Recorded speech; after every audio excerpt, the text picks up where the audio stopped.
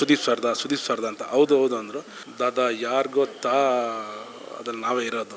So actually ನನಗೆ ದುನಿಯಾವಿ sir ಹೇಳ್ಕೊಟ್ಟಿದ್ದು ಏನಂದರೆ, ಎವ್ರಿ ಟೈಮು ತಲೆ ಮೇಲೆ ನೀರು ಹಾಕೊಂಡು ಕೂತ್ಕೊಂಡಿರೋರು ಸಾರು. ನನಗೂ ವಾಪಸ್ ಬಂದಿತ್ತು ಬಿಗ್ ಬಾಸು. ಅದನ್ನು ದುನಿಯಾವಿ ಸರ್ನೇ ಕೇಳಬೇಕು. ಆತ್ಮೀಯ ಕನ್ನಡ ಪಿಕ್ಚರ್ ವೀಕ್ಷಕರಿಗೆ ನಮಸ್ಕಾರ. ನಾನು ಪಲ್ಲವಿ ಎನ್ ರಾಜ್. ಡಿಸೆಂಬರ್ ಅಂತಂದರೆ ಸಿನಿ ಪ್ರೇಕ್ಷಕರಿಗಂತೂ ಹಬ್ಬ ಅಂತಲೇ ಹೇಳ್ಬೋದು. ಯಾಕಂದರೆ ಲಾಸ್ಟ್ ವೀಕೇನು ರೆವೆಲ್ ಬಂತು, ನೆಕ್ಸ್ಟ್ ವೀಕು ಮಾರ್ಕ್ ಬರ್ತಾ ಇದೆ. ನಾನಂತೂ ಮಾರ್ಕ್ ಮಾಡ್ಕೊಂಡ್ಬಿಟ್ಟಿದ್ದೀನಿ. ಡಿಸೆಂಬರ್ 25th ನೀವು ಕೂಡ ಮಾರ್ಕ್ ಮಾಡ್ಕೊಂಡಿದ್ದೀರಾ ಅಂತ ನಾನು ಅನ್ಕೊತೀನಿ. ಸದ್ಯಕ್ಕೆ ನನ್ನ ಜೊತೆಗೆ ಮಾರ್ಕ್ ಸಿನಿಮಾದಲ್ಲಿ ಮೇಜರ್ ಆಗಿರುವಂತಹ ಕ್ಯಾರೆಕ್ಟರ್ ಮಾಡಿರುವಂತಹ ಡ್ರ್ಯಾಗನ್ ಮಂಜು ಸರ್ ಇದ್ದಾರೆ. ಆ್ಯಕ್ಚುಲಿ ಇವ್ರ ಬಗ್ಗೆ ಹೇಳಲೇಬೇಕು. ಯಾಕೆಂದರೆ ಮೊನ್ನೆ ಬಂದಂತಹ ಬ್ರ್ಯಾಟ್ ಸಿನಿಮಾದಲ್ಲೂ ಕೂಡ ಈಗ ಬರ್ತಿರುವಂತಹ ಸಾಕಷ್ಟು ಸಿನಿಮಾದಲ್ಲಿ ವಿಭಿನ್ನವಾದಂತಹ ಶೇಡ್ನಲ್ಲಿ ಕಾಣಿಸ್ಕೊಳ್ತಾ ಇದ್ದಾರೆ. ಬ್ಯುಸಿಯಾಗಿರುವಂತಹ ಕ್ಯಾರೆಕ್ಟರ್ ಬ್ಯುಸಿ ಆಗಿದ್ದಾರೆ ಅಂತಲೇ ಹೇಳ್ಬೋದು. ಸದ್ಯಕ್ಕೆ ಅವರು ನನ್ನ ಜೊತೆಗಿದ್ದಾರೆ, ನಾನು ಮಾತನಾಡಿಸ್ತಾ ಹೋಗ್ತೀನಿ. ಹಾಯ್ ಸರ್, ಹೇಗಿದ್ದೀರಾ ಸರ್? ನಮಸ್ತೆ ಮೇಡಮ್, ಫೈನ್, ಚೆನ್ನಾಗಿದೆ. ಹೆಂಗಿದ್ದೀರಾ? ನಾನಂತೂ ಸೂಪರ್ ಆಗಿದ್ದೀನಿ. ನಿಮ್ಮನ್ನು ನೋಡೋಕ್ಕೆ ತುಂಬ ಖುಷಿ ಆಗ್ತಿದೆ ಸರ್. ಯಾಕೆಂದರೆ ಒಳ್ಳೊಳ್ಳೆ ಸಿನಿಮಾಗಳನ್ನು ಮಾಡ್ತಾ ಇದ್ದೀರಾ. ಹಾಗೆಯೇ ರೀಸೆಂಟಾಗಿ ಬಂದಂತಹ ಬ್ರ್ಯಾಟಲ್ಲೂ ಕೂಡ ವಿಭಿನ್ನವಾದಂತಹ ಶೇಡ್ನಲ್ಲಿ ಕಾಣಿಸ್ಕೊಂಡಿದ್ದೀರಾ. ಇವಾಗ ಬರ್ತಿರುವಂತಹ ಮಾರ್ಕ್ನಲ್ಲೂ ಕೂಡ ನೀವು ಮೇಜರ್ ಆಗಿರುವಂತಹ ರೋಲನ್ನು ಮಾಡಿದ್ದೀರಾ. ಸರ್, ಹೇಗೆ ಅನ್ನಿಸ್ತಿದೆ ಸರ್ ಇದೆಲ್ಲ? ಈ ಬ್ಯುಸಿ ಟೈಮನ್ನು ಹೆಂಗೆ ಮ್ಯಾನೇಜ್ ಮಾಡ್ತಿದ್ದೀರಾ ಸರ್? ಫಸ್ಟ್ ಆಫ್ ಆಲ್ ದುನಿಯಾವಿ ಸರ್ಗೆ ದೊಡ್ಡ ಥ್ಯಾಂಕ್ಸ್ ಹೇಳಬೇಕು. ಯಾಕಂದರೆ ಇಷ್ಟೊಂದು ದೊಡ್ಡ ಸಿನಿ ಆ್ಯಕ್ಟರ್ ಜೊತೆ ನನಗೊಂದು ಪ್ಲೇಸ್ ಸಿಕ್ಸ್ ಅಂದರೆ ಅವರು ಒಂದು ಶ್ರಮ ಬಿಟ್ಟರೆ ಅದು ಬೇರೆ ಹೇಳೋದು. ಯಾಕಂದರೆ ನನಗೆ ಹೊಸ್ದದು ಸಿನಿಮಾ. ಅದು ಬ್ಯುಸಿ ಶೆಡ್ಯೂಲ್ ಇದೆ ಮೇಡಮ್. ತುಂಬ ಖುಷಿ ಆಗ್ತಾಯಿದೆ. ಯಾಕಂದರೆ ಎಲ್ಲೋ ಒಂದು ಕಡೆ ನಿಯತ್ತಾಗಿ ಕಷ್ಟಪಟ್ಟರೆ ದೇವ್ರು ಬಂದ್ಬಿಟ್ಟು ನಮಗೆ ಆಶೀರ್ವಾದ ಮಾಡ್ತಾರೆ ಅಂತ ಹೇಳ್ಬಿಟ್ಟು ಕೇಳಿದ್ದೀವಿ. ಸೊ ಅದನ್ನು ನಾನು ಅನುಭವಿಸ್ತಾ ಇದ್ದೀನಿ ಮೇಡಮ್. ಎಸ್ ಸರ್, ಹಾಗೆ ನನಗೊಂದು ವಿಷಯ ಬಂತು. ನೀವು ತೆಲುಗು ತಮಿಳಲ್ಲೂ ಫುಲ್ಲು ಪಾಪ್ಯುಲರ್ ಆಗಿರುವಂತಹ ಹೀರೋ ಜೊತೆಗೆ ಸಿನಿಮಾ ಮಾಡ್ತಾ ಇದ್ದೀರಂತೆ ಸರ್. ಹಂಚ್ಕೊಳ್ಳಿ ಸರ್ ನಮ್ಮ ಜೊತೆಗೆ. ಇಲ್ಲ ಮೇಡಮ್, ತೆಲುಗು ಇನ್ನೂ ಬಂದಿಲ್ಲ. ಆ್ಯಕ್ಚುಲಿ ತೆಲುಗು ಒಂದು ಕಾಲ್ ಬಂತು, ಆಮೇಲೆ ಇದಾಯಿತು. ತಮಿಳ್ ಒಂದು ಮಾಡಿದೆ. ಅರುಣ್ ನಿಧಿ ಅಂತ ಹೇಳ್ಬಿಟ್ಟು ಹೀರೋ ಒಬ್ಬರು, ಅವ್ರ ಜೊತೆ ಮಾಡಿ ರಿಲೀಸು ಆಯಿತು. ಅದು ಆ್ಯಕ್ಚುಲಿ ಅವರು OTT ಡೈರೆಕ್ಟ್ ಮಾಡಿಬಿಟ್ರು, ಸನ್ ನೆಕ್ಸ್ಟಲ್ಲಿ ಬಿಟ್ಟರು. ಸೊ ಅಲ್ಲೂ ಒಂದು ನಮ್ಮ ಹೆಜ್ಜೆ ಬಿಟ್ಟು ಬಂದಿದ್ದೀವಿ. ಅಗೇನ್ ಮಾರ್ಕ್ ಸಿನಿಮಾ ಮೂಲಕ ಬೇರೆ ಕಡೆ ಮಲಯಾಳಂ, ಕನ್ನಡ, ಬೇರೆ ಕಡೆ ಹೋಗಿ ನಮ್ಮ ಟ್ರೇಡ್ ಮಾರ್ಕ್ನ ಹಚ್ಬಿಟ್ಟು ಬರೋಣ ಅಂತ ಅಂದ್ಕೊಂಡಿದ್ದೀನಿ. ಓಕೆ ಸರ್, ಮಾರ್ಕ್ ಅಂತ ಬಂದಾಗ ಯಾಕೆ ಕತೆ ಒಪ್ಕೊಂಡ್ರಿ? ನಿಮ್ಮ ಪಾತ್ರ ಏನು? ಕತೆ ಎಲ್ಲ ಕೇಳಿಲ್ಲ ಮೇಡಮ್. ಸುದೀಪ್ ಸರ್ ಸಿನಿಮಾ ಅಷ್ಟೇ, ಜಸ್ಟ್ ಸುದೀಪ್ ಸರ್ ಸಿನಿಮಾ ಅಷ್ಟೇ. ಕತೆ ಎಲ್ಲ ಕೇಳಿ ಒಪ್ಕೊಳ್ಳೋದು ಇನ್ನೂ ದೊಡ್ಡವರಾಗಿಲ್ಲ ನಾವು. ಇನ್ನು ಮುಂದೆ ಎಷ್ಟೇ ದೊಡ್ಡವರಾದರೂ ಕೂಡ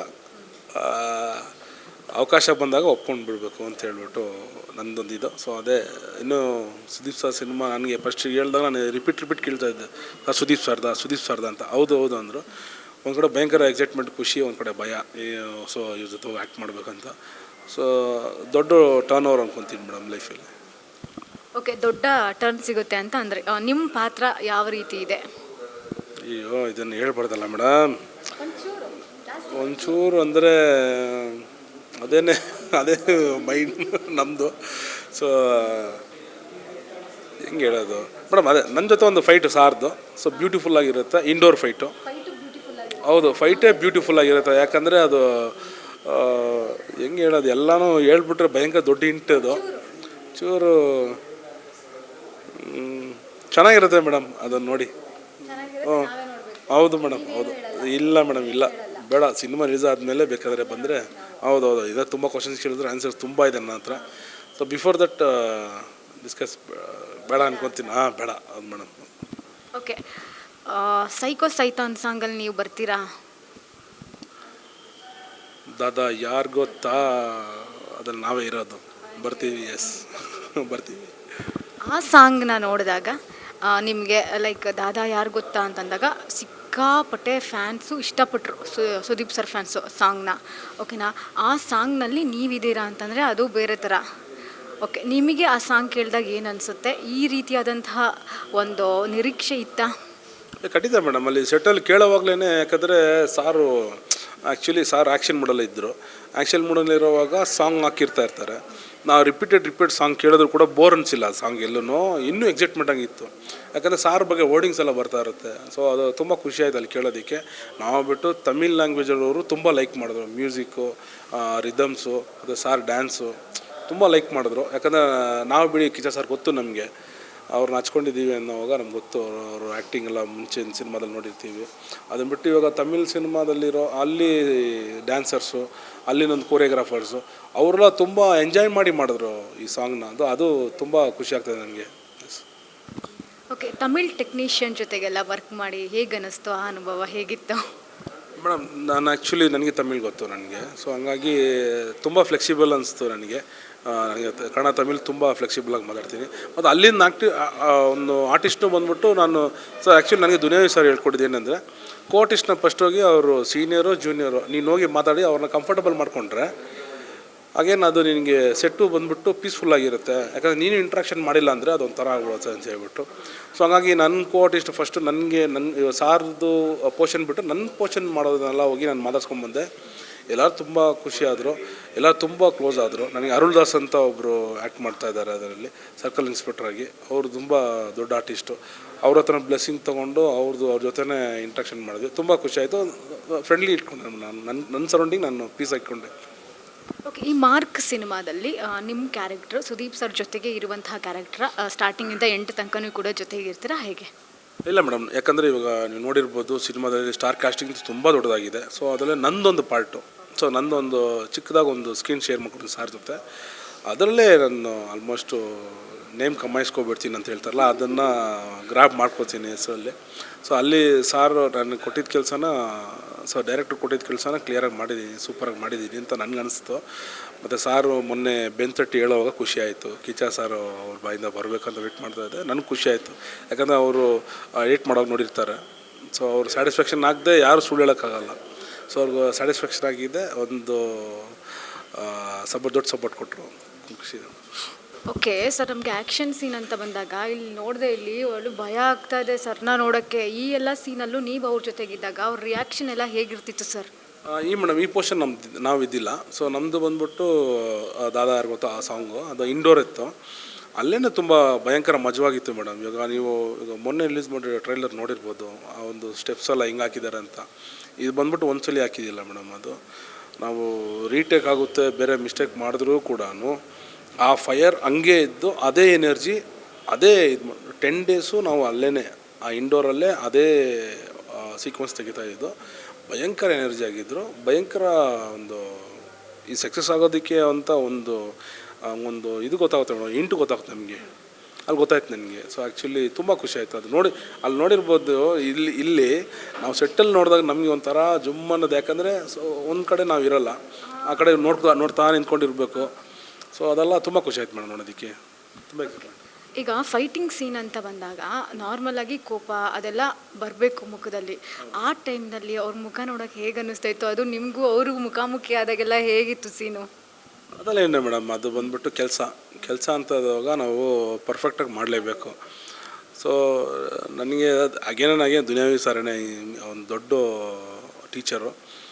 ಅವರು ಮುಂದೆ ಮಾಡೋವಾಗ ಅವರು ಹೇಳ್ಕೊಟ್ಟಿದ್ದು ಒಂದು ವಿಷಯಗಳೆಲ್ಲ ನಾನು ಯಾವಾಗಲೂ ಇಟ್ಕೊಳ್ತಾ ಇದ್ದೆ.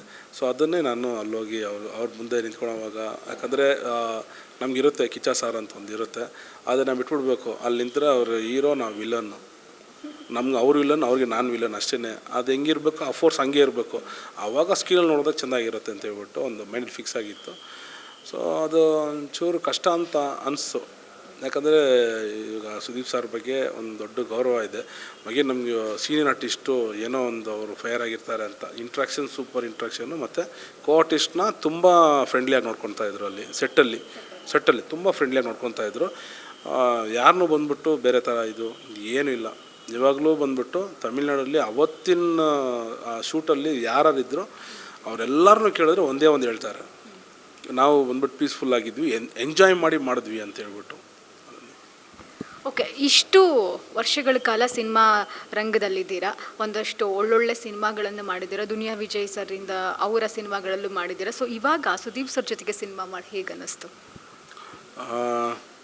ಇದು ಆ್ಯಕ್ಚುಲಿ ನನ್ನ ಲೈಫ್ಗೆ ದೊಡ್ಡ ಚೇಂಜ್ ಓವರ್ಸ್ ಎಲ್ಲ ಬರ್ತಾನೆ ಇದೆ ಮೇಡಮ್. ಯಾಕಂದರೆ ದೊಡ್ಡ ಸ್ಟಾರ್ ಕಾಸ್ಟಿಂಗ್ ಜೊತೆ ಕಾಣಿಸ್ಕೊಂಡಾಗ ನಮಗೆ ಇವಾಗ ಬೇರೆ ಬೇರೆ ಡೈರೆಕ್ಟರ್ಸು, ಬೇರೆ ಬೇರೆ ಪ್ರೊಡ್ಯೂಸರ್ಸ್ ನೋಡ್ತಾರೆ. ಸೊ ಅವ್ರು ಲೈಕ್ ಮಾಡಿ ನಮ್ಗೆ ಕರಿಬೋದು. ನನ್ನ ಲೈಫಲ್ಲಿ ಎಲ್ಲೋ ಒಂದು ಕಡೆ ನಾವು ಕಷ್ಟಪಟ್ಟದಲ್ಲಿ ತೀರ್ಕೊಂಡು ಬರುತ್ತೆ. ದೊಡ್ಡವ್ರ ಜೊತೆ ಆ್ಯಕ್ಟ್ ಮಾಡಿದಾಗ ನನಗೂ ಒಂದು ಖುಷಿ ಇರುತ್ತೆ. ಅಗೇನ್ ನನ್ನ ಲೈಫು ಚೆನ್ನಾಗಿ ಹೋಗುತ್ತೆ ಅಂತ ಅಂದ್ಕೊಳ್ತಾ ಇದ್ದೀನಿ. ಸೊ ಆ ಥರ ಒಂದು ದೊಡ್ಡ ಸಪೋರ್ಟ್ ಮೇಡಮ್ ಇದೆಲ್ಲ, ಸಿನಿಮಾಸ್ ಎಲ್ಲ ದೊಡ್ಡ ಸಪೋರ್ಟ್ ನನಗೆ. ಓಕೆ, ಶೂಟಿಂಗ್ನಲ್ಲಿ ಭಾಗಿಯಾದಾಗ ಸರ್ರಿಗೆ ಸಿಕ್ಕಾಪಟ್ಟೆ ಫಸ್ಟ್ರೇಷನ್ ಅಂತಂದರೆ ಈ ಕಡೆ ಬಿಗ್ ಬಾಸ್ ಇತ್ತು, ಸಿನಿಮಾ ಶೂಟಿಂಗ್ ಇತ್ತು, ಮತ್ತೊಂದು ಕಡೆ ಈಗ ಕ್ರಿಕೆಟ್ಗೆಲ್ಲ ಪ್ರಾಕ್ಟೀಸ್ ಮಾಡ್ಕೊಳ್ತಾ ಇದ್ದಾರೆ, ಒಂದು ಕಡೆ ಫ್ಯಾಮಿಲಿಗೆ ಟೈಮ್ ಕೊಡ್ತಿದ್ರು. ಇದ್ರ ಮಧ್ಯೆ ಲೈಕ್ ಅವ್ರು ನಿದ್ರೆನೇ ಮಾಡ್ತಾ ಇರಲಿಲ್ವಂತೆ, ಇದೆಲ್ಲ ನಿಮ್ಮ ಗಮನಕ್ಕೂ ಕೂಡ ಬಂದಿತ್ತಾ? ಇಲ್ಲ ಮೇಡಮ್, ನನಗೆ ಅಷ್ಟೇನು ಗೊತ್ತಾಗಲಿಲ್ಲ. ಮೊನ್ನೆ ಕೇಳೋರು ನಾನು ಅಂದ್ಕೊಂಡಿದ್ದೆ ಹೌದಲ್ಲ ಅಲ್ಲಿ ಇದ್ವಲ್ಲ ಕರೆಕ್ಟ್, ಅದಾದಮೇಲೆ ಬಿಗ್ ಬಾಸ್ ಬೇರೆ ಸ್ಟಾರ್ಟ್ ಆಗೋಯ್ತು. ಸೊ ಇಲ್ಲೂ ಬಂದುಬಿಟ್ಟು ಸಂಡೇ ಬರ್ತಾ ಇದ್ದಾರಲ್ಲ, ಅವಾಗ ನಾನು ಅಂದ್ಕೊಂಡೆ ಓ ಕರೆಕ್ಟು ಇಷ್ಟೆಲ್ಲ ಪ್ರೆಷರ್ ಇತ್ತಲ್ಲ ಹೆಂಗೆ ಮಾಡಿದ್ರು ಅವರು ಅಂತ ಹೇಳ್ಬಿಟ್ಟು. ಟೈಮಿಂಗು ಪಂಚುವಾಲಿಟಿ ಅಂದರೆ ಅಲ್ಲೇ ಪಕ್ಕ ಪಕ್ಕ. ಅಗೇನ್ ಎಲ್ಲೂ ಬಂದ್ಬಿಟ್ಟು ನಾನು ನೋಡಿ ಸಾರ್ ರೀಟೇಕ್ ಕೇಳಿಲ್ಲ. ಅದನ್ನು ನಾನು ವಾಚ್ ಮಾಡ್ತಾ ಇರ್ತೀನಿ. ರೀಟೇಕ್ ಅನ್ನೋದು ದೊಡ್ಡ ತಪ್ಪಿಲ್ಲ. ಅಗೇನ್ ಅದನ್ನು ಟೈಮ್ ಒಂದು ಪ್ರೀಷಿಯಸ್ ಅಲ್ಲ ಮೇಡಮ್. ಟೈಮ್ನ ಬಂದ್ಬಿಟ್ಟು ಅಲ್ಲಿ ನಾವು ಕಂಟ್ರೋಲ್ ಮಾಡಿದ್ರೇ ನಮಗೆ ಬೇಕಾದ ಶೆಡ್ಯೂಲ್ಗೆ ನಾವು ಅಡ್ಜಸ್ಟ್ಮೆಂಟ್ ಮಾಡಿಕೊಂಡು ಡೆಸ್ಟಿನಿ ಹೋಗಿ ರೀಚ್ ಆಗ್ಬೋದು ಬೇಗ ಅನ್ನೋದು ಒಂದು ಮೈಂಡಲ್ಲಿ ಇಟ್ಕೊಂಡಿರ್ತಾ ಇದ್ದೀನಿ. ಯಾಕಂದರೆ ಅದೇನು ತಪ್ಪಿಲ್ಲ ರೀಟೇಕ್ ಕೇಳೋದು. ಅದೇ ಸಾರ್ದು ಪರ್ಫೆಕ್ಷನ್ ನೋಡಿಕೊಂಡೆ. ಬಿಫೋರಾಗಿ ಸ್ಟೋರಿ ಇದು, ಈ ಲೈನ್ ಇದು, ಇವಾಗ ಸೀಕ್ವೆನ್ಸ್ ಏನಿದೆ ಅದನ್ನು ಮಾತ್ರ ಅದೇನು ಮಾಡ್ಬೇಕು ಅದನ್ನು ಅಳವಡಿಸ್ಕೊಂಡು ಮಾಡ್ತಾಯಿದ್ರು. ಸೊ ಅದು ಸಾರದ ತುಂಬ ದೊಡ್ಡ ಲೆಸನ್ ಕಲ್ತ್ಕೊಂಡೆ ನಾನು. ಎಸ್. ಓಕೆ, ಈ ಒಂದು ಮ್ಯಾಕ್ಸ್ ಜರ್ನಿನಲ್ಲಿ ಸಾಕಷ್ಟು ಜನರ ಜೊತೆಗೆ ವರ್ಕ್ ಮಾಡಿದ್ದೀರಾ. ಒಳ್ಳೊಳ್ಳೆ ಟೆಕ್ನಿಷಿಯನ್ಸು, ಡೈರೆಕ್ಟ್ರು, ಒಳ್ಳೆ production house, okay, mainly Sudeep sir. So ನಾನು ಸುದೀಪ್ ಸರಿಂದ ಈ ಒಂದಷ್ಟು ಲೆಸನ್ಸ್ ಕಲ್ತ್ಕೊಂಡೆ, ಅವರಿಂದ ಇದನ್ನು ನಾನು ಅಡಾಪ್ಟ್ ಮಾಡಿಕೊಂಡೆ ಅನ್ನೋದಾದರೆ ಏನು? ಮೇಡಮ್, ಮೈನ್ಲಿ ಬಂದ್ಬಿಟ್ಟು ಅವರು ಎಷ್ಟೇ ದೊಡ್ಡ ಆರ್ಟಿಸ್ಟ್ ಇದ್ದರೂ ಕೂಡ ಅಲ್ಲಿ ತುಂಬ ಸೀಕ್ವೆನ್ಸ್ ನಡೀತು. ಅದು ಹೆಂಗೆ ಹೇಳೋದು, ಬಂದಿದೆ ಒಂದು ನೀರು ಉಯ್ತಾರೆ, ಒಂದು ಸೀನ್ ನೋಡಿರ್ಬೋದು, ಅದೊಂದು 20 ಸಲ ಆಗಿರುತ್ತೆ. ಹೌದು, ಅಂದರೆ ಒಂದು ಆಲ್ಮೋಸ್ಟ್ 20 ಟೈಮ್ಸು. ಇವಾಗ ಈ ಕಡೆಯಿಂದ ಉಯ್ದಿರ್ತಾರೆ, ಆ ನೀರು ಬರೋದು ಒಂದು ಫಾಲ್ ಆಗಿರುತ್ತೆ. ನೀರು ಯಾಕಂದರೆ ನೋಡಿರ್ಬೋದು, ಗ್ರಾಫಿಕ್ಸ್ ಥರ ಕಾಣಿಸ್ಬೋದು, ಅದು ಬಂದ್ಬಿಟ್ಟು ಆ ಫ್ಲೋ ಬರಬೇಕು. ನೋಡಿದ್ರೆ ಆಮೇಲೆ ಸಾರು ಹೇಳ್ಕೊಟ್ರು, ನೋಡಿ ಹಿಂಗೆ ಇಟ್ಕೊಂಡು ಜಗ್ನ ಹಿಂಗೆ ಮಾಡಿದ್ರೆ ಅದು ಹಿಂಗೆ ಬರುತ್ತೆ ಕ್ಲೀನಾಗಿ, ಆವಾಗ ಫ್ಲೆಶ್ ಆಗುತ್ತೆ ಅಂತ. ಆ ಎವ್ರಿ ಟೈಮು ತಲೆ ಮೇಲೆ ನೀರು ಹಾಕ್ಕೊಂಡು ಕೂತ್ಕೊಂಡಿರೋರು ಸಾರು. ಒದ್ದೆ ಮಾಡಿಕೊಂಡೇ ಕೂತ್ಕೊಂಡಿರೋರು, ಒದ್ದೆ ಮಾಡೋರು. ತಿರ್ಗಾ ಬಂದು ಒದ್ದೆ ಕಡಿಮೆ ಆದರೆ ತಿರ್ಗಾ ಹಾಕ್ಕೊಂಡು ಟವಲ್ ಒರೆಸ್ಕೊಂಡು ತಿರ್ಗಾ ಒದ್ದೆ. ಯಾಕಂದರೆ ನಾವು ಕೂದಲು ಬಗ್ಗೆ ತುಂಬ ತಲೆಗೆಡ್ಸ್ಕೊತಾ ಇರ್ತೀವಿ. ಸಾರು ಏನು ಕಾನ್ಷಿಯಸ್ಸಲ್ಲಿ ಹೆಂಗಿದ್ರೂ ಗೊತ್ತಿಲ್ಲ ನನಗೆ. ಆಗೇನು ಬಂದು ತಿರ್ಗಾ ನೀರು ಹಾಕ್ಕೊಂಡು ತಿರ್ಗಾ ಫ್ರೆಶ್ ಆಗಿ ತಿರ್ಗಾ ಟವಲ್ ಹಾಕಿ ಬಂದು ಒಂದ್ಸಲ ನೋಡಿಕೊಂಡು ಲುಕ್ ನೋಡ್ಕೊಂಡು ಅದಾದಮೇಲೆ ತಿರ್ಗಾ ಮಾಡ್ತಾಯಿದ್ರು. ರಿಪೀಟ್ ಏನಕ್ಕೆ ಪರ್ಫೆಕ್ಷನ್ಗೋಸ್ಕರ.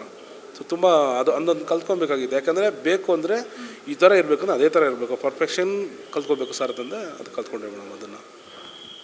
ಓಕೆ, ಬಿಗ್ ಬಾಸ್ ನೋಡ್ತಾ ಇದ್ದೀರಾ, ಕಾಕ್ರೋಚ್ ಸುದಿ ಅವರಿದ್ದರು, ನಿಮ್ಮ ಫ್ರೆಂಡು ಆಚೆ ಬಂದುಬಿಟ್ರು, ಎಲ್ಲಿ ಎಡವಿದ್ರು ಅನಿಸುತ್ತೆ? ಇಲ್ಲ ಮೇಡಮ್, ನನಗೆ ಅವರು ಫಿಸಿಕಲಿ ಗೊತ್ತು. ನನಗೆ ಅವರು ಫಿಸಿಕಲಿ ಅವರು ಜಾಸ್ತಿ ಅವ್ರು ತಲೆ ಕೆಡ್ಸ್ಕೊಂಡು ಹೋಗಲ್ಲ. ಯಾಕಂದರೆ ಭೀಮಾ ಸಿನಿಮಾ ಟೈಮಲ್ಲೇ ಒಂದ್ಸಲ ಹೇಳಿದ್ರು ನನಗೆ ಬ್ಯಾಕ್ ಡಿಸ್ಕ್ ಒಂದು ಸ್ವಲ್ಪ ಪ್ರಾಬ್ಲಮ್ ಇದೆ ಅಂತೇಳಿ ಹೇಳ್ತಾಯಿದ್ರು. ಅದಾದಮೇಲೆ ನಾನು ಅಂದ್ಕೊಂಡಿದ್ದೆ ಹೊರಡೋಗಿ ಹೆಂಗೆ ಟಾಸ್ಕ್ ಆಡ್ತಾರೆ ಇವರು ಅಂತ ಹೇಳ್ಬಿಟ್ಟು. ಇವಾಗ ಯಾಕಂದರೆ ಇವಾಗ ನನಗೂ ಆಫರ್ಸ್ ಬಂದಿತ್ತು ಬಿಗ್ ಬಾಸು, ಸುದಿಯವ್ರು ಹೋಗ್ತಾ ಇದ್ದಾರೆ ಅಂತ ಹೇಳ್ಬಿಟ್ಟು ನನಗೆ ಗೊತ್ತಾಗಲಿಲ್ಲ. ಆಮೇಲೆ ಹೇಳಿ ಗೊತ್ತಾಯಿತು ಸುದಿಯವ್ರು ಹೋಗ್ತಾ ಇದ್ದಾರೆ ಹೊರಡೆ ಅಂತ ಹೇಳ್ಬಿಟ್ಟು. ಸೊ ಹೋಗಿದ್ರು. ನಾನು ಟು ಬಿ ಫ್ರ್ಯಾಂಕ್ ಅವರು ಇದ್ದು ಗಂಟೆ ನೋಡಿದೆ, ಇದ್ದಾನು ನೋಡಿಲ್ಲ. ಏನು ನೋಡಿಲ್ಲ ಅಂದರೆ ಸ್ವಲ್ಪ ಬ್ಯುಸಿ ಆದ ಒಂದು ಕಡೆ. ಅಗೇನ್ ಟೈಮಿಂಗ್ ಸಿಗಲಿಲ್ಲ, ಮತ್ತು ಮನೇನು ಸ್ವಲ್ಪ ಶಿಫ್ಟ್ ಎಲ್ಲ ಅದು ಇದು ಆಗ್ತಾಯಿತ್ತು. ಸೊ ಹಂಗಾಗಿ ನೋಡಲಿಲ್ಲ. ಬಿಫೋರ್ ಫುಲ್ ನೋಡಿದೆ, ಅವ್ರಿಗೋಸ್ಕರ ನೋಡ್ತಾಯಿದ್ದೆ ನಾನು. ಟು ಬಿ ಫ್ರ್ಯಾಂಕ್ ಅವ್ರಿಗೋಸ್ಕರ ನೋಡ್ತಾಯಿದ್ದೆ. ಯಾಕಂದರೆ ನಮ್ಮ ಕೋ ಆರ್ಟಿಸ್ಟು ನಮಗೆ ಸಪೋರ್ಟಿವ್ ಆಗಿದ್ದವರು, ಅವ್ರು ಏನು ಮಾಡ್ಬೋದು ಅಂತ ಹೇಳ್ಬಿಟ್ಟು ನೋಡಿದೆ. ತುಂಬ ಚೆನ್ನಾಗಿತ್ತು. ನಮಗೆಲ್ಲ ಒಂದು ಕಡೆ ಅದೇ ಎಲ್ಲರಿಗೂ ಅನ್ಸೋದು, ನಮಗೂ ಅನ್ಸೋದು ಮೇಡಮ್, ಒಂಥರ ಏನು ಇವ್ರು ಗಚಾಪಿಚಿ ಅಂತ ಆಡ್ತಾ ಇದ್ದಾರಲ್ಲ ಇವರು ಅಂತ. ಇವಾಗ ಅವ್ರ ಮಗನಿಗೆ ಏನು ಅನಿಸ್ತು, ನನಗೂ ಅದೇ ಅನಿಸ್ತು. ಒಂಟಿಯಾಗಿ ಆಡಿರ್ಬೋದಾಗಿತ್ತು. ಇವರು ಎಲ್ಲ ಆಂಟಿ ವೈರಸ್ ಇವರು ವೈರಸ್ ಆಗಿಬಿಟ್ರಾ ಇವರು ಅಂತ ಹೇಳ್ಬಿಟ್ಟು. ಸೊ ಅದೊಂದು ಬೇಜಾರಿತ್ತು. ಯಾಕಂದರೆ ಅವ್ರಿಗೆ ಗೊತ್ತು ಟಾಸ್ಕು, ಅವ್ರು ಫಿಸಿಕಲ್ ಟಾಸ್ಕ್ ಆಡಲ್ಲ ಅಂತ ಗೊತ್ತು. ಯಾಕಂದರೆ ಬಾಲಲ್ಲಿ ತಲ್ಲದು ನೋಡಿದೆ. ಅದು ನಾನು ಬರೋಕ್ಕಿನ ಅದೊಂದು ಇದು ಹಾಕಿದ್ರು, ಒಂದು ಚಿಕ್ಕದಾಗಿ ಶಾರ್ಟ್ಸಲ್ಲಿ ಹಾಕಿದ್ರು. ಅವಾಗ ಬಿಫೋರ್ ನನ್ನ ವೈಫ್ ಹತ್ರ ಹೇಳ್ತಾ ಇದ್ದೆ ಇವ್ರು ಆಡಲ್ಲ ಬಿಡೋದು ಅಂತ ಹೇಳ್ಬಿಟ್ಟು. ಅದೇ ಥರ ಆಯಿತು. ಅದು ತುಂಬ ಭಯಂಕರ ದೊಡ್ಡ ಕಾಮಿಡಿ ತೊಗೊಂಡ್ಬಿಟ್ರು ಅದನ್ನು. ಓಕೆ, ಆಫ್ಟರ್ ಬಿಗ್ ಬಾಸಿಂದ ಬಂದಮೇಲೆ ಅವ್ರ ಜೊತೆಗೆ ಮಾತಾಡಿದ್ರೆ ಏನಂದರು? ಒಂದು 10 kg ಕಡಿಮೆ ಆಗಿದ್ದರು, ಫುಲ್ ಸಣ್ಣಕ್ಕಾಗೋಗಿದ್ರು. ಅದನ್ನು ಹೇಳಿದ್ರು. ಮಾತಾಡಿದೆ, ಆದರೆ ಡಿಸ್ಕಷನ್ ಏನು ಅದ್ರ ಬಗ್ಗೆ ಮೊದಲಕ್ಕೆ ಹೋಗಲಿಲ್ಲ. ಹೆಂಗೆ ಆರಾಮಾಗಿದ್ದೀನಿ ಅಂತ. ಬೇರೆ ಅದ್ರ ಬಗ್ಗೆ ಗೇಮ್ ಬಗ್ಗೆ ಡಿಸ್ಕಷನ್ ಮಾಡಿಲ್ಲ. ಯಾಕಂದರೆ ಬಂದಿದ್ದಾರೆ, ಸ್ವಲ್ಪ ಆರಾಮಾಗಿರಲಿ ಅವರು ಅಂತ. ಯಾಕಂದರೆ ಮೀಡಿಯಾದವರೇ ಕೇಳ್ತಾಯಿದ್ರು. ಅದನ್ನು ನೋಡಿಕೊಂಡೇ ಸಾಕು ಬಿಡಿ, ಆನ್ಸರ್ ಸಾಕು ಅಂತ ಸುಮ್ಮನೆ ಆಗ್ಬಿಡಿ ನಾವು. ಯಾಕಂದ್ರೆ ನೀವು ಕೇಳೋದು ಆನ್ಸರ್ ಮಾಡಬೇಕಲ್ಲ, ನಾವು ಕೇಳೋದಕ್ಕಿಂತ 2 ಪಟ್ಟು ಜಾಸ್ತಿ ಕೇಳಿರ್ತೀರ ನೀವು. ಸೊ ಹಂಗಾಗಿ ನಿಮ್ಮ ಆನ್ಸರ್ ಸಾಕಾಗೋಯ್ತು ನನಗೆ. ಹೌದು. ಎಷ್ಟು ಬಂತಂತೆ ಸಂಭಾವನೆ, ಏನಾದರೂ ಹೇಳಿದ್ರೆ ನಿಮ್ಮ ಹತ್ರ ಹಂಚ್ಕೊಂಡ್ರ? ಮೇಡಮ್ ಕೇಳಿಲ್ಲ ಮೇಡಮ್. ಯಾಕಂದರೆ ಇವಾಗ ಅವ್ರು ಕೇಳಿಬಿಟ್ರೆ ನಾನು ಬೇರೆ ಮಾರ್ಕಲ್ಲಿ ಮಾಡಿದ್ದೀನಲ್ವಾ, ಅದಕ್ಕಿಂತ ಡಬಲಾಗಿ ಕೇಳ್ಬೋದು. ನೆಕ್ಸ್ಟ್ ಟೈಮ್ ಹೋದರೆ ಹೋಗಂಗಿಲ್ಲ. ನೆಕ್ಸ್ಟ್ ಜಾಸ್ತಿ ಕೇಳ್ಬೋದು. ಕೇಳ್ತೀನಿ ಮೇಡಮ್, ಕೇಳ್ಬಿಟ್ಟು ಹೇಳ್ತೀನಿ ನಿಮಗೆ ಹೇಳ್ತೀನಿ ಮೇಡಮ್. ಪರ್ಸ್ನಲಾಗಿ ಕಾಪಿಚರ್ ಪ್ರವೀಣವ್ರಿಗೆ ಫೋನ್ ಮಾಡಿ ಹೇಳ್ತೀನಿ, ಸರ್ ಈ ಥರ ಇದೆ ಕೇಳೋದು ಮೇಡಮ್ಗೆ ಹೇಳ್ಬಿಡಿ ಅಂತ. ಸರ್, ನಿಮಗೆ ನೆಕ್ಸ್ಟ್ ಇಯರ್ ಏನಾದ್ರು ಬಿಗ್ ಬಾಸ್ ಆಫರ್ ಬಂದರೆ ಹೋಗ್ತೀರಾ ಹೇಗೆ? ಬಿಗ್ ಬಾಸ್ ಅದೇ ಮೇಡಮ್ ಸ್ವಲ್ಪ ಏನಂದರೆ ಆ್ಯಕ್ಚುಲಿ ಬಂದಿತ್ತು ಆಫರ್ ನನಗೆ. ನಾನು ಸ್ವಲ್ಪ ಟೈಟ್ ಶೆಡ್ಯೂಲು, ಅದು ನನಗೆ ಹೋಗೋಕ್ಕಾಗಿಲ್ಲ. ಅದಾದಮೇಲೆ ಈ ಸೀಸನಲ್ಲಿ ನೋಡಾದ್ಮೇಲೆ ಎಲ್ಲೋ ಒಂದು ಕಡೆ ನಾನು ಅನ್ಫಿಟ್ ಅನ್ಕೋತೀನಿ ಅದಕ್ಕೆ. ಯಾಕಂದರೆ ಇಲ್ಲ ಮೇಡಮ್, ನಾನು ಹೋಗಿದ್ದೆ ಒಂದು 2 ದಿವಸ ಹೊರಡೆ ಬಂದುಬಿಡ್ತಾ ಇದ್ದೆ. 2 ದಿವಸ ಫಸ್ಟ್ ದಿವಸ ಇಂಟ್ರೊಡಕ್ಷನ್ನು, ನೆಕ್ಸ್ಟ್ ದಿವಸ ಫೈಟು, ಥರ್ಡ್ ಔಟು, ಮುಗೀತು. ಅಷ್ಟೇ ನಮ್ಮದು. ನಮಗೆ ಪೇಷನ್ಸ್ ಇಲ್ಲ ನಮಗೆ. ಆಗೇನು ಶಾರ್ಟ್ ಟೆಂಪರ್ ಬೇರೆ, ನಾವು ಬೇರೆ. ಇವಾಗ ದುನಿಯಾ ವಿಜಯ್ ಸರ್ ಹೇಳಿ ಸ್ವಲ್ಪ ಎಲ್ಲ 90% ಕಂಟ್ರೋಲ್ ಮಾಡ್ಕೊಂಡಿದ್ದೀನಿ. ಒಂದು 10% ಎಲ್ಲ ಹೊಡೆ ಬಂದುಬಿಟ್ರೆ ಕಷ್ಟ ನಾನು. ಯಾಕಂದರೆ ಅದು ಒಂದು ಸ್ವಲ್ಪ ಸೆನ್ಸಿಟಿವ್ ಜಾಸ್ತಿ ನಾನು ಬೇರೆ. ಯಾಕಂದರೆ ತುಂಬ ಹಚ್ಕೊಂಡಿರ್ತೀವಿ. ಇವಾಗ ಏನಾದ್ರು ಅಂದ್ಬಿಟ್ರೆ ಅದು ಭಯಂಕರ ಮೈಂಡಲ್ಲಿ ತೊಗೋತೀನಿ. ಸೊ ಹಂಗಾಗಿ ಬಿಗ್ ಬಾಸ್ಗೆ ನಾನು ಅನ್ಫಿಟ್ ಅನ್ಕೊತೀನಿ. ತುಂಬ ಒಳ್ಳೆ ಗೇಮು, ಚೆನ್ನಾಗಿದೆ.